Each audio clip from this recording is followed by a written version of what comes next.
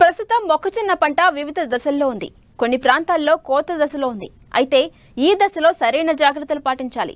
పంట కోసిన తర్వాత నిలువ చేసేటప్పుడు పురుగులు, శిలీంధ్రాలు, ఎలుకలు ఆశించి తీవ్రంగా నష్టాన్ని కలిగిస్తాయి. వీటి నుండి ధాన్యాన్ని కాపాడుకునేందుకు చేపట్టాల్సిన యాజమాన్య పద్ధతుల గురించి చెబుతున్నారు శాస్త్రవేత్త డాక్టర్ సౌజన్య.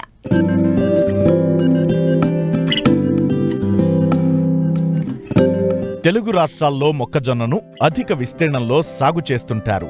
ప్రస్తుతం రబీలో వేసిన మొక్కజొన్న వివిధ దశల్లో ఉంది. కొన్ని చోట్ల వరి మాగాణుల్లో ఇప్పుడే విత్తుతున్నారు.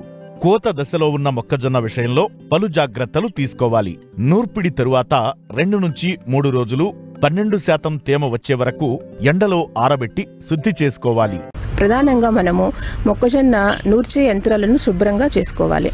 అలాగే మొక్కజొన్న కోసినప్పుడు గింజలో తేమ శాతం అనేది 20 నుంచి 24% వరకు ఉంటుంది. కనుక ముఖ్యంగా మొక్కజొన్న ధాన్యాన్ని తేమ శాతం 12 వచ్చే వరకు ఎండలో ఆరబెట్టుకోవాలి. అలాగే మొక్కజొన్న గింజలను శుభ్రం చేసి గోనె సంచుల్లో భద్రపరచుకోవాలి. మనము మొక్కజొన్న భద్రపరిచేటప్పుడు గోదాముల్లో కానీ గదుల్లో కానీ చుట్టూ కూడా మలాతియాను 10 మిల్లీలీటర్లు లీటర్ నీటి ద్రావణం పిచికారీ చేసి ఆ తర్వాత మనము గోనె సంచుల్లో భద్రపరచుకోవాలి. అదేవిధంగా మనము నిల్వ ఉంచే గది కానీ గోదాము కానీ కన్నాలు కానీ పగుళ్ళు కానీ ఉన్నచో సిమెంట్తో పూడ్చుకొని తయారు చేసి పెట్టుకోవాలి. మొక్కజొన్న ధాన్యాన్ని మనము నిల్వ చేసినప్పుడు కొత్త సంచులనే వాడాలి. ఒకవేళ అలా వీలుగాని పక్షంలో పాత సంచులను మలాతియాన్ 10 మిల్లీలీటర్లు లీటర్ ద్రావణాన్ని ఈ గోనె సంచులను ముంచి 10 నిమిషాలు ఎండలో ఆరబెట్టుకోవాలి. అలాగే మొక్కజొన్న ధాన్యాన్ని శుభ్రపరచుకొని గోనె సంచుల్లో నిల్వ పెట్టుకోవాలి. మొక్కజొన్న నిలువలు చేసేటప్పుడు సరైన యాజమాన్య పద్ధతులు పాటిస్తే నికర ఆదాయం పెరుగుతుంది. ముఖ్యంగా మొక్కజొన్నను కోసిన వెంటనే ఎండలో ఆరబెట్టాలి. తరువాత గోనె సంచులలో లేదా పాలిథీన్ సంచులలో భద్రపరిచి చల్లని తక్కువ తేమగల ప్రాంతాల్లో నిలువ చేయాలి. దీంతో పాటు నిల్వలో తేమగాని, ఎలుకలు, పురుగులు, శిలీంధ్రాలు ఆశించకుండా తగు జాగ్రత్తలు తీసుకోవాలి. మొక్కజొన్న ధాన్యాన్ని మనము నిల్వ చేసినప్పుడు ముఖ్యంగా పురుగులు, శిలీంధ్రాలు మరియు ఎలుకలు ఎక్కువగా ఆశించి నష్టాన్ని కలుగచేస్తాయి. వీటిలో ముఖ్యంగా పురుగుల వలన అధిక నష్టం వాటిల్లుతున్నట్లు అంచనా వేయడం జరిగింది.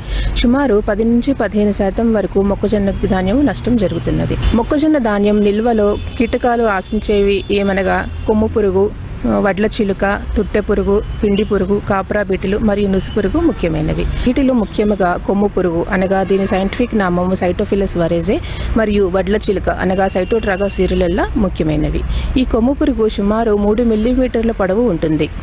ఈ పురుగు వలన ముఖ్యంగా గింజ పైపొర మాత్రమే మిగులుతుంది. అనగా ఈ లోపల గింజ మొత్తాన్ని పూర్తిగా తినివేయటం ద్వారా మొక్కజొన్న ధాన్యం అధికంగా నష్టం వాటిల్లుచున్నది.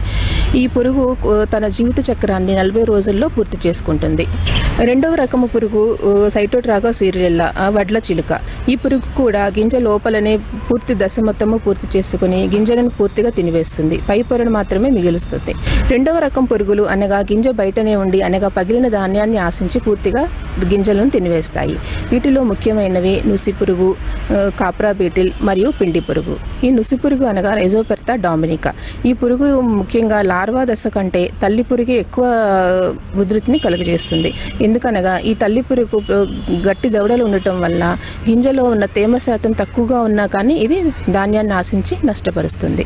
కనుక ఈ పురుగులు ఆశించిన ధాన్యము మేము ముఖ్యంగా గింజ బరువు తగ్గిపోతుంది, మొలక శాతం తగ్గిపోతుంది, రుచి వాసన మారిపోతుంది. దీని వలన ప్రధానంగా రైతు సోదరులకు మార్కెట్లో సరైన ధర అనేది పలకదనమాట.